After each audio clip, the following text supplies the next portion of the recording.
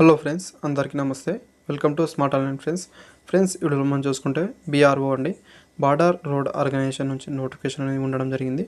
అయితే notification details video మిగతా details అనేది కూడా నేను చెప్పడం జరిగిందండి.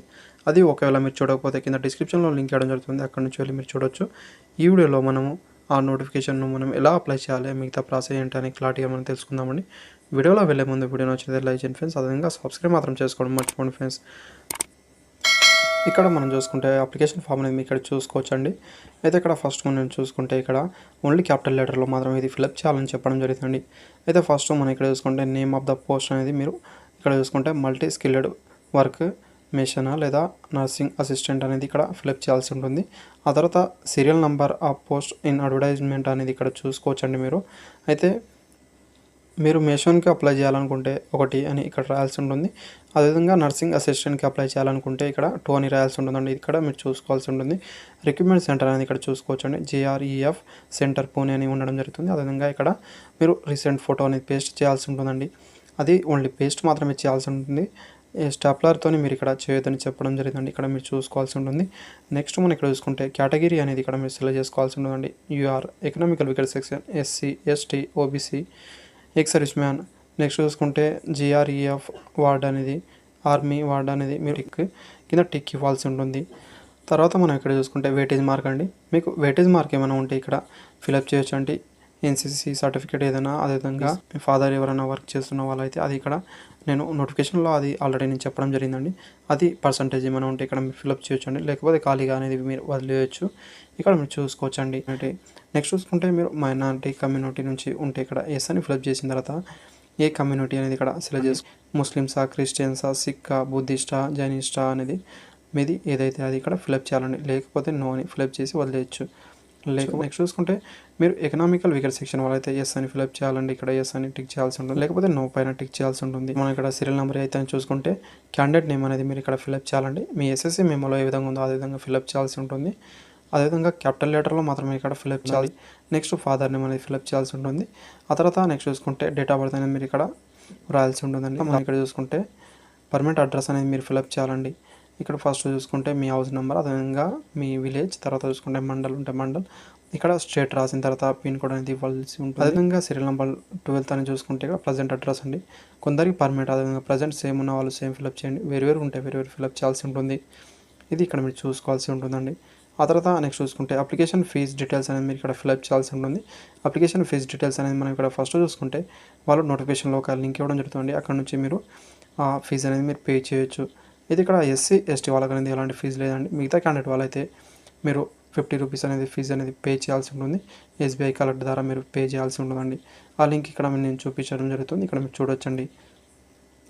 ఫ్రెండ్స్ ఇక్కడ మీరు చూసుకోవచ్చు, ఈ లింక్ అనేది మీరు కాపీ చేసుకుని తర్వాత క్రోమ్లో సెర్చ్ చేస్తే ఆటోమేటిక్గా. సో ఫ్రెండ్స్ ఆ లింక్ అనేది మీరు కాపీ చేసి ఇక్కడ మీరు పేస్ట్ చేస్తే క్రోమ్లో వెళ్ళిన తర్వాత ఇక్కడ ఫస్ట్ ఇలా రావడం జరుగుతుందండి. ఇక్కడ మీరు అగ్రి మీద టిక్ చేసిన తర్వాత ఇక్కడ ప్రొసీడ్ పైన వెళ్ళిన తర్వాత మీ డీటెయిల్స్ ఫిలప్ చేసి మీరు ఫీజ్ పేమెంట్ అనేది చేయొచ్చు అండి. మీరు డెబిట్ కార్డ్ లేదా మీరు నెట్ బ్యాంకింగ్ UPI నుంచి కూడా పే అనేది చేయొచ్చు. ఇక్కడ మనం చూసుకుంటే మీరు ఏ బ్యాంక్ నుంచి ఇక్కడ పే చేశారో ఆ బ్యాంక్ నేమ్ అనేది రాయాల్సి ఉంటుందండి. అదేవిధంగా ఆన్లైన్ పేమెంట్ రిఫరెన్స్ నెంబర్ ఉంటుందండి, అది ఇక్కడ మీరు రాయాల్సి ఉంటుంది. అదేవిధంగా ట్రాన్సాక్షన్ డేట్ అనేది ఉండడం జరుగుతుంది. మీరు ఏ డేట్ నాది మీరు పే చేశారో ఆ డేట్ అనేది ఇక్కడ మెన్షన్ చేసి ఆ అమౌంట్ అనేది 50 రూపీస్ అనేది ఇక్కడ రాయాల్సి ఉంటుందండి. ఇక్కడ రాసి అదేవిధంగా మీరు ఆన్లైన్ ఈ అప్లికేషన్ ఫామ్ పంపేటప్పుడు దీంతోపాటు ఆ SBI కలెక్ట్ ఫామ్ అనేది కూడా మీరు పంపించాల్సి ఉంటుంది. నెక్స్ట్ మనం ఇక్కడ చూసుకుంటే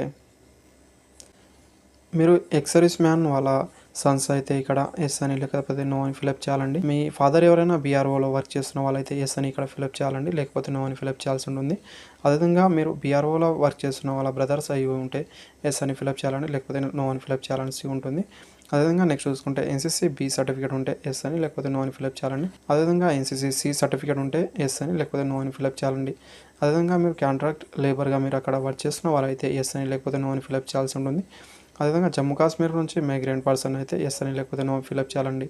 అదేవిధంగా స్పోర్ట్స్ పర్సన్ వాళ్ళైతే ఇక్కడ ఎస్ ఇచ్చిన తర్వాత కింద చూసుకుంటే మీరు స్టేట్ లెవెల్ స్పోర్ట్స్ పర్సన్ అయితే 1 అని, డిస్ట్రిక్ట్ లెవెల్ అయితే 2 అని, యూనివర్సిటీ లెవెల్ అయితే 3 అని ఇక్కడ మీరు బాక్స్లో అనేది ఇవ్వాల్సి ఉంటుంది. ఇది ఇక్కడ మీరు చూసుకోవాల్సి ఉంటుందండి. తర్వాత ఎడ్యుకేషన్ క్వాలిఫికేషన్ డీటెయిల్స్ అని మీరు ఫిలప్ చేయాల్సి ఉంటుంది. ఫస్ట్ మీ 10th డీటెయిల్స్ అనేది ఇక్కడ ఫిలప్ చేయాల్సి ఉంటుంది. నేమ్ ఆఫ్ ఎగ్జామ్ అనేది SSC రాసిన తర్వాత ఏ ఇయర్లో పాస్ అయ్యారో, అదేవిధంగా ఏ బోర్డు నుంచి అదేవిధంగా సబ్జెక్ట్ అనేది ఇక్కడ మీరు తెలుగు ఆర్ ఇంగ్లీష్ అనేది ఇక్కడ చూసుకోవాల్సి ఉంటుంది. అదేవిధంగా టోటల్ మార్క్స్ అనేది ఇక్కడ ఇవ్వాల్సి ఉంటుంది. అదేవిధంగా అవుట్ ఆఫ్ మార్క్స్ అనేది మీకు ఎంత మార్క్స్ వచ్చిందో అది ఇక్కడ ఇవ్వాల్సి ఉంటుందండి. ఆ తర్వాత ఇక్కడ చూసుకుంటే మీకు వచ్చిన పర్సంటేజ్ ఇవ్వాల్సి ఉంటుంది. అదేవిధంగా ఐటీ పైన అప్లై చేస్తున్నారా లేదా ఇంటర్ తర్వాత మీరు నర్సింగ్ కోర్స్ చేసి అప్లై చేస్తున్నారా ఇక్కడ ఆ డీటెయిల్స్ కూడా ఇక్కడ సేమ్ అదేవిధంగా ఫిలప్ చేయాల్సి ఉంటుంది. నెక్స్ట్ టెక్నికల్ క్వాలిఫికేషన్ సేమ్ అదేవిధంగా ఫిలప్ చేయాల్సి ఉంటుంది. కాకపోతే మీరు ఏదైనా టెక్నికల్ క్వాలిఫికేషన్ ఉంటే ఫిలప్ చేయొచ్చండి, లేకపోతే ఖాళీగా అని మీరు వదిలేయచ్చు. నెక్స్ట్ మనం ఇక్కడ చూసుకుంటే డ్రైవింగ్ లైసెన్స్ మీ దగ్గర ఉందా లేదా అని ఇక్కడ ఉంటే ఫిలప్ చేయొచ్చు. అయితే మీ దగ్గర లైట్ మోటార్ వెహికల్ లేదా హెవీ మోటార్ వెహికల్ లైసెన్స్ ఏమైనా ఉంటే ఎప్పుడు ఇష్యూ అయింది ఆ ఇష్యూ అథారిటీ అనేది మీరు చూసుకోవచ్చు. అదేవిధంగా వ్యాలిడ్ ఎప్పుడు వరకు అదే మిగతా డీటెయిల్స్ అనేది ఇక్కడ మీరు ఫిలప్ చేయాల్సి ఉంటుంది. నెక్స్ట్ మనం చూసుకుంటే టోటల్ ఎక్స్పీరియన్స్ ఏమైనా ఉంటే మీరు అది ఇక్కడ ఫిలప్ చేయొచ్చు, లేక ఇది కూడా ఖాళీగా మీరు వదిలేయచ్చు అండి. చూసుకుంటే 19 సీరియల్ నెంబర్ బీఆర్ఓలో మీరు లేబర్గా వర్క్ చేస్తున్న వాళ్ళైతే మీ ఎక్స్పీరియన్స్ మిగతా డీటెయిల్స్ అనేది ఇక్కడ మీరు ఫిలప్ చేయాల్సి ఉంటుంది. తర్వాత మీ డిక్లరేషన్ అనేది ఒకసారి మీరు చదువుకోవచ్చు. తర్వాత ఇక్కడ ప్లేస్ ఆ తర్వాత డేట్ అనేది మెన్షన్ చేయాల్సి ఉంటుంది. అదే నెక్స్ట్ చూసుకుంటే లెఫ్ట్ థంబ్ ఇంప్రెషన్ అనేది ఇవ్వాల్సి ఉంటుందండి. ఆ తర్వాత సిగ్నేచర్ అనేది మీరు చేయాల్సి ఉంటుందండి. ఇది చేసిన తర్వాత ఇక్కడ మీరు చూసుకోవచ్చు. తర్వాత అనేది ఇక్కడ చూసుకుంటే అడ్మిట్ కార్డ్ అనేది మీరు ఫిలప్ చేయాల్సి ఉంటుంది. అనేది ఇక్కడ మరో ఫోటో అనేది ఇక్కడ మీరు పేస్ట్ చేయాల్సి ఉంటుంది. అయితే స్టాప్లర్ మాత్రం ఇయ్యదని చెప్పడం జరుగుతుంది. తర్వాత మీ నేమ్, ఆ తర్వాత మీ ఫాదర్ నేమ్, తర్వాత హౌస్ నెంబర్, విలేజ్ అంటే తహసీల్, ఆ తర్వాత state, post office, district, pin code అనేది ఇవ్వాల్సి ఉంటుంది. అదేవిధంగా నెక్స్ట్ ఇక్కడ చూసుకుంటే సిగ్నేచర్, అదేవిధంగా లెఫ్ట్ థంబ్ అనేది మాత్రమే ఇవ్వాల్సి ఉంటుందండి. ఈ మిగతాయి అనేది మీరు ఏం ఫిలప్ చేయొద్దు, ఇవి ఖాళీగా మీరు వదిలేయాల్సి ఉంటుంది. అయితే ఫిజికల్ టెస్ట్ అనేది మీరు వెళ్ళేటప్పుడు సిగ్నేచర్, అదేవిధంగా ఇక్కడ థంబ్ అనేది ఇవ్వాల్సి ఉంటుంది. అదేవిధంగా ప్రాక్టికల్ టెస్ట్ అనేది ఇవి, ఆ తర్వాత రైటింగ్ టెస్ట్ అనేది ఇవి, ఆ తర్వాత జాయినింగ్ సర్వీస్లో వెళ్ళేటప్పుడు ఫిలప్ చేయిస్తారండి. ఇవి మీరు చూసుకోవాల్సి ఉంటుంది. సో ఫ్రెండ్స్, కొన్ని ఫామ్స్ అనేది వాళ్ళు ఇవ్వడం జరిగింది. ఇవి మీరు ఇప్పుడు ఏం ఫిలప్ చేయాల్సిన అవసరం లేదండి, ఎందుకంటే ఇవి మీరు జాయినింగ్ వెళ్ళేటప్పుడు లాస్ట్కి అనేది మీరు సెలెక్ట్ అయిన తర్వాత మీరు జాయిన్ అయ్యేటప్పుడు ఇవి మీరు ఫిలప్ చేసి మీరు పట్టుకెళ్ళాల్సి ఉంటుంది. ఇప్పుడు ప్రజెంట్ అనేది ఇవి ఏం అవసరం లేదండి.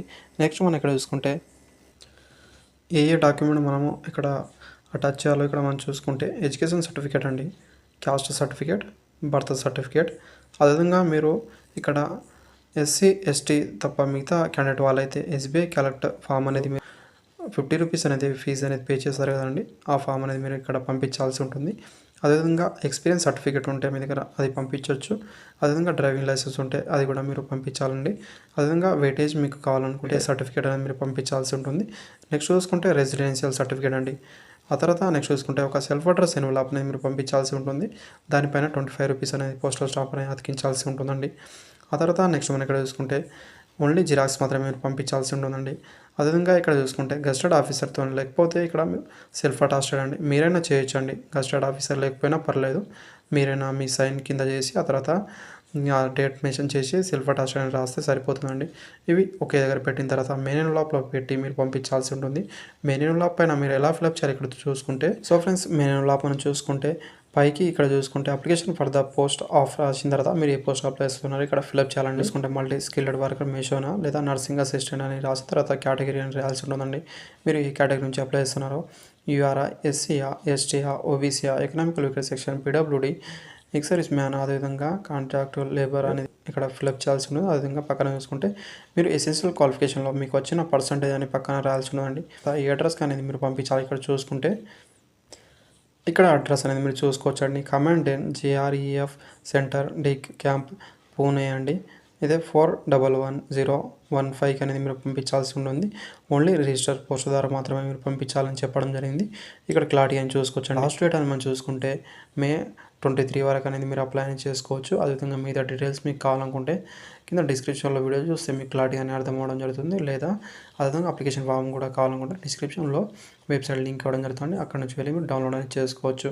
Thank you friends. ఇప్పుడు నచ్చితే లైక్ చేయండి friends. Thank you for watching.